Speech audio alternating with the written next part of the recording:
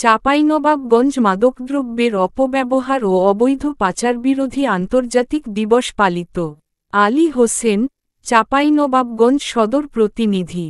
চক্র ভাঙো, সংঘবদ্ধ অপরাধ রুখো, এই প্রতিপাদ্যে আজ বৃহস্পতিবার চাঁপাইনবাবগঞ্জ মাদকদ্রব্যের অপব্যবহার ও অবৈধ পাচার বিরোধী আন্তর্জাতিক দিবস পালিত হয়েছে।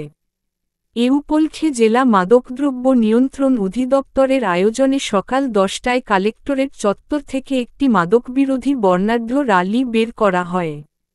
র্যালিটি শহরের বিভিন্ন গুরুত্বপূর্ণ সড়ক প্রদক্ষিণ করে একই স্থানে এসে শেষ হয়।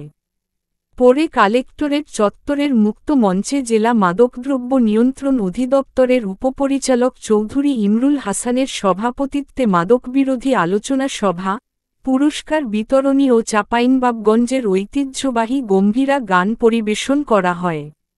এতে প্রধান অতিথি ও বিশেষ অতিথি হিসাবে বক্তব্য রাখেন চাঁপাইনবাবগঞ্জের জেলা প্রশাসক Mohammad Abdus Samad, police super Mohammad Rezaul Karim, Mahananda ৫৯ battalion বিজিবির অধিনায়ক লে colonel Golam Kibria, civil surgeon ডাহে কে এম শাহাব উদ্দিন, নবাবগঞ্জ সরকারি কলেজের অধ্যক্ষ প্রফেসর মোহাম্মদ আব্দুল আউয়াল সহ অন্যান্যরা।